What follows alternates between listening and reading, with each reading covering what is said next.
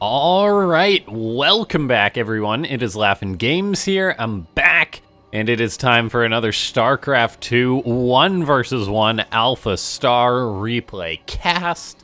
Now that that mouthful has been said, I can get on into this exciting match. In the top left, we have got AlphaToss, and in the bottom right-hand side, taking on AlphaToss, it's gonna be a Grandmaster Zerg. Yeah, Grandmaster Zerg. Anyway, let's take a look here at the builds. We have got AlphaStar, interestingly enough, there we go, popping up the gateway. All the while, the GM Zerg just gonna be going for a hatchery first. Nothing too notable, but it's always nice when clicking on a replay and it turns out that it happens to be a Grandmaster taking on AlphaStar. That's real exciting stuff. And so let's take a look here. We have got a hatchery on the way. Nothing else too notable. Cyber Forest being the map. All right.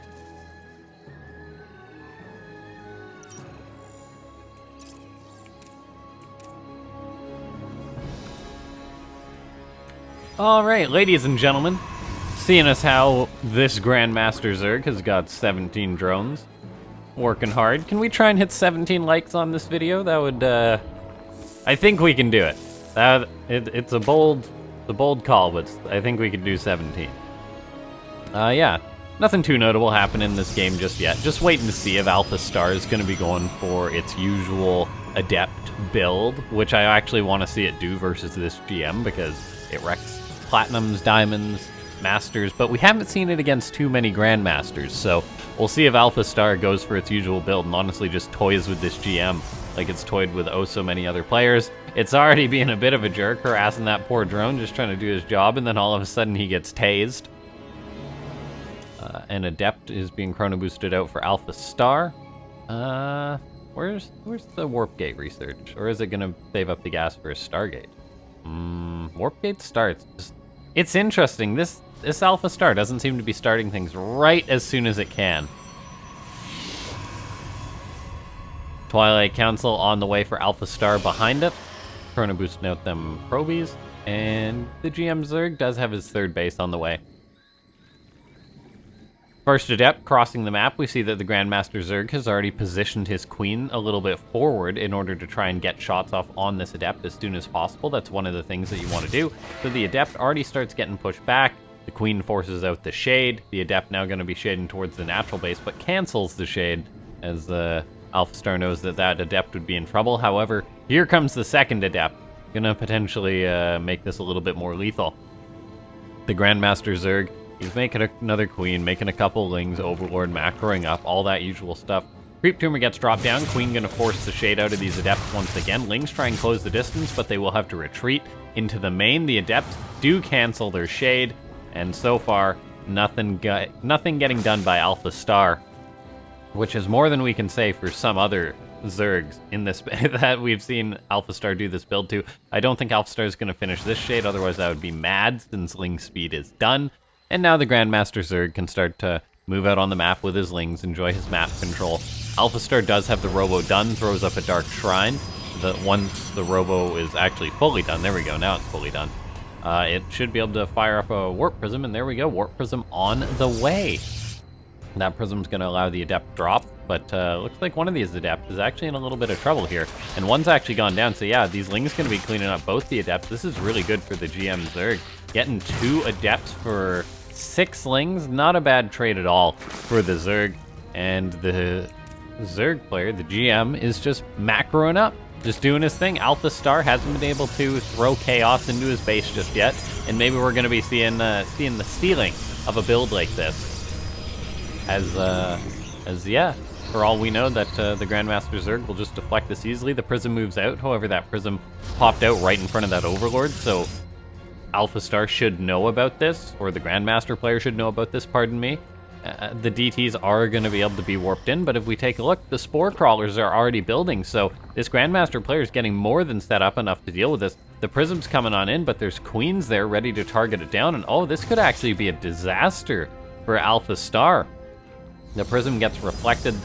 There is a couple of DTs warping in. I mean, the Grandmaster Zerg definitely sees this and is like, uh-oh. So I imagine we'll see a lair starting up soon for the GM Zerg, as he can't push out unless he does have an Overseer. So there we go, lair starts up. He's just going to have to weather the storm and the DTs being out on the map a little bit. The DTs are getting surrounded by the Lings. Will be saved by the prism, though. Good control by AlphaStar. However, the Zerg is starting to mass up a little bit of an army, but then does decide to just go back into that droning. Cut workers at 40 drones. Make sure you defend the aggression. And, looks like Zealots and DTs cleaning up a lot of the Lings. The Grandmaster Zerg pushing out without that Overseer. Right now we see the Roaches are coming in once again against the charge loss. AlphaStar did get charge as per usual. Now there's Archons and Zealots, and this is going to turn into a nasty all-in all of a sudden, I feel. But I do think that the Grandmaster Zerg is rather well situated to deal with this. 3 Archons are good, yes, but there's a decent number of Roaches. There's more on the way. There's a Spine on the way for the Grandmaster player. Can he hold on? It's actually going to be close. Queen's dropping transfuses. Roaches coming from the left side, though, really will help out. The Roaches on the right side are getting annihilated by the Archons, though. Uh-oh.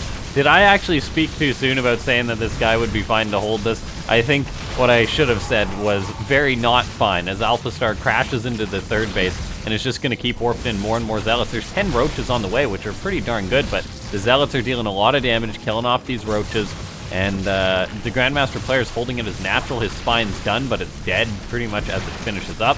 These Roaches are kiting back against the Zealots, kind of, but the Zealots are getting a lot of face time on these Roaches, and looks like the Grandmaster player never was able to reach his critical mass of Roaches, and oh my gosh, AlphaStar is just gonna collect another head here as these Roaches they ain't got what it takes. There's too many Zealots.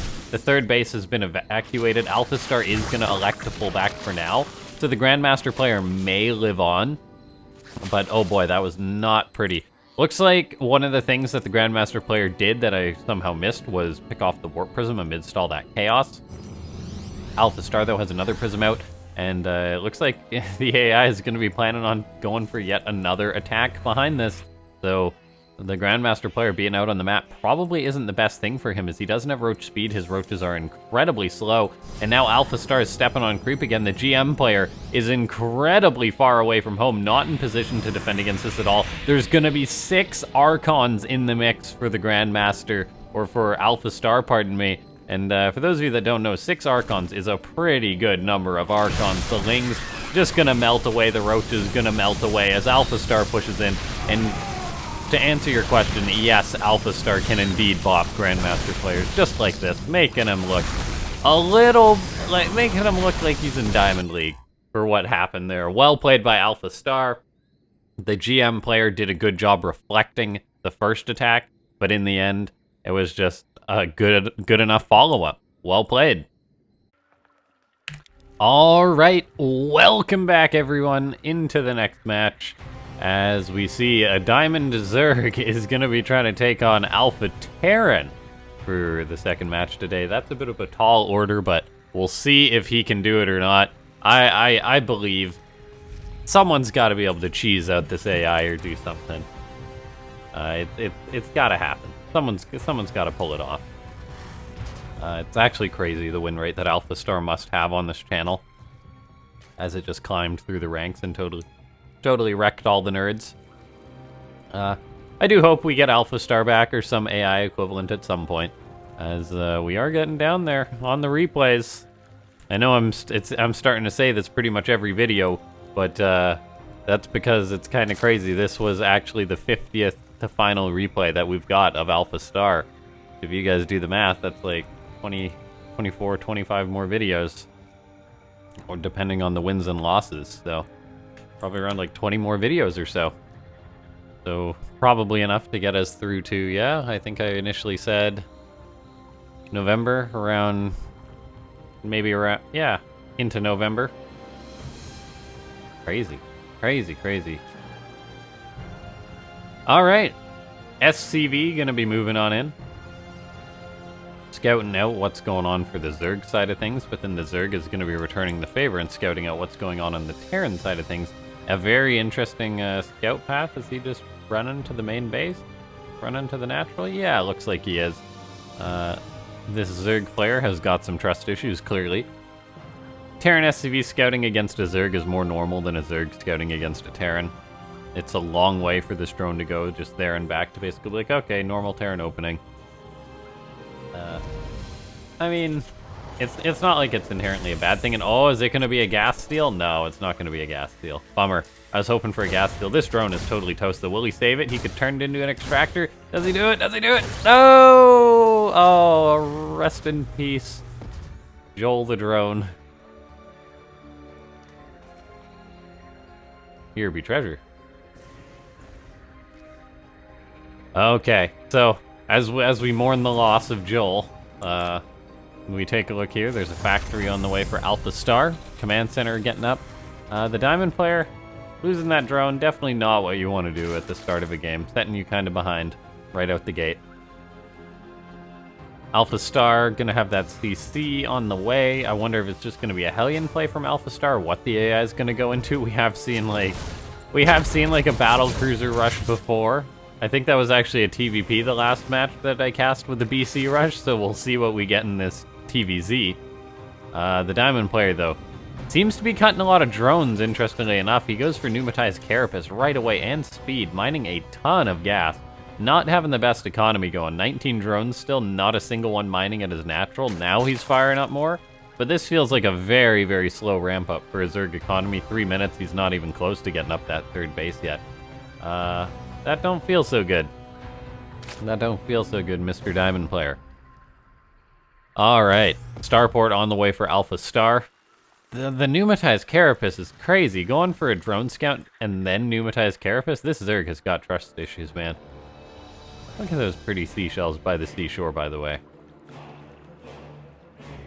Question is, what lurks in the deep? Oh, speedy fish. Alright, anyway, looks like a Ling getting cut down by those Hellions. The Overlords do have their speed, but they haven't moved in yet to get a scout off, which seems questionable. This Overlord is heading to the right-hand side. Kind of cool, I guess, but generally you want to scout out what the Terran's doing, so this Diamond Zerg should have his Overlord. If you invest in Pneumatized Carapace, like, your Overlord is probably not going to die unless there's a Viking. And it's definitely worth it to throw that in for the scout. You can tell if you're getting battle cruiser rush. You can tell if your opponent's going 3 racks, 2-1-1, all those timings that are good to know. But I really am questioning this Diamond player's economy, as he's only on 25 drones and he hasn't lost a single one yet. That's just not an ideal road to travel. Looks like he is planning a Ling surround on these Hellions, gonna try and trap them by coming up this ramp. Looks like he will get on top of fair few of the Hellions. Gonna chase them into the corner as the Hellions line the Lings up to get a shot off.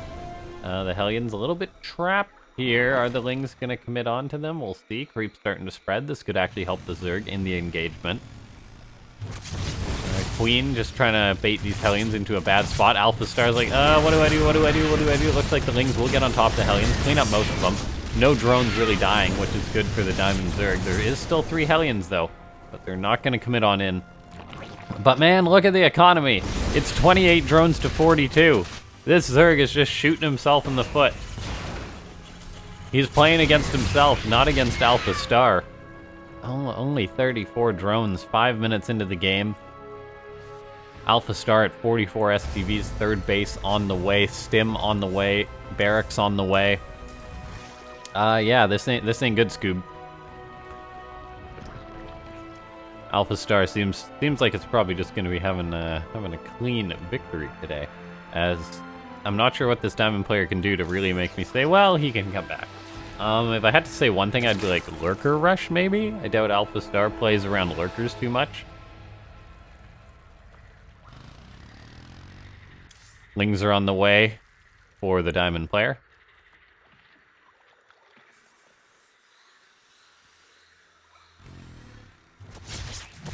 The Diamond player attacked his own Creep Tumor, kind of doing an AlphaStar misclick there. A few more Lings being made. They will clean up that Hellion.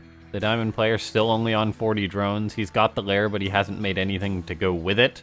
He doesn't have any upgrades coming, no Baneling Nest. He now throws up an extra hatchery. At 40 drones, he goes for a 4th base macro hatch. He's now going to throw up a couple of gases, but no Spire yet. And And I definitely don't want to see him go for a Spire, because a Spire is not what he's going to need when AlphaStar charges across the map with a ton of Marines. A Spire is very much not what you need. Now he's building 2 extra bases, so he is trying to get that economy going up in a roundabout way. But he still doesn't really have anything to his name. AlphaStar's got the 1-1. The 3rd base for AlphaStar should actually be secured soon. There we go. Yeah, this Zerg is making me a little bit uncomfortable by the lack of even a Baneling nest. Like, nothing happened for 7 minutes in your usual games? AlphaStar using Liberator, setting them up at the bottom of its ramp. Interesting. These STVs gonna transfer towards that 3rd base, probably when it lands. There's the Spire on the way for the Diamond player, pretty late, not the most punctual. There's the Baneling nest, that's what we needed to see. Creep spread's alright for the Diamond player too, so he is working away on that. There's the 4th going up, but AlphaStar is gonna start moving out on the map with Marines that are gonna have 1-1. They're gonna have they've got combat shield. There's medivacs to support them, and then there's mines. And what does the Diamond Zerg have? 14 lings, and he just fired up 15 drones, burning all of his larvae. That's not good. The Marines come in. They're gonna start picking up this creep. Widow mines are gonna burrow. The lings definitely can't engage that. We now see 8 more lings being started, but that's because the Diamond player is completely short on larvae, and it looks like his 4th base is gonna go down just like that. That is not it.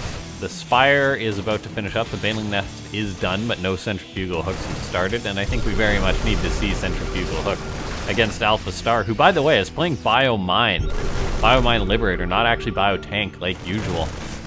There's some Banelings starting, but no speed, and Overlord is starting to get cut up a little bit. AlphaStar doing a good job microing with these units. The Marines with their 1-1 are just absolutely slaughtering these lings in this choke point. There's the 4 Banelings, but I don't think they're going to be able to force AlphaStar away. 24 more lings get fired up. The Zerg does have the larva to make more Banelings waddle forward, not roll. And is AlphaStar actually just going to win with these units? Okay, apparently AlphaStar wins with a double medivac drop. Yes. Yes, the Diamond Zerg has got a little bit of work to do in his play. But anyway, ladies and gentlemen, slap that like button. Subscribe to the channel if you're new and you made it all the way to the end of the video. Join the Discord if you haven't. That's linked down below. We announce tournaments and stuff there. Stream notifications, all that good stuff. And then just Starcraft chatter and whatnot. Yeah, and then if you do want to support the channel directly, consider becoming a member. That's the best way to do so. Ladies and gentlemen, my name is LaughNgamez. I'll see you next time. Thanks so much for watching.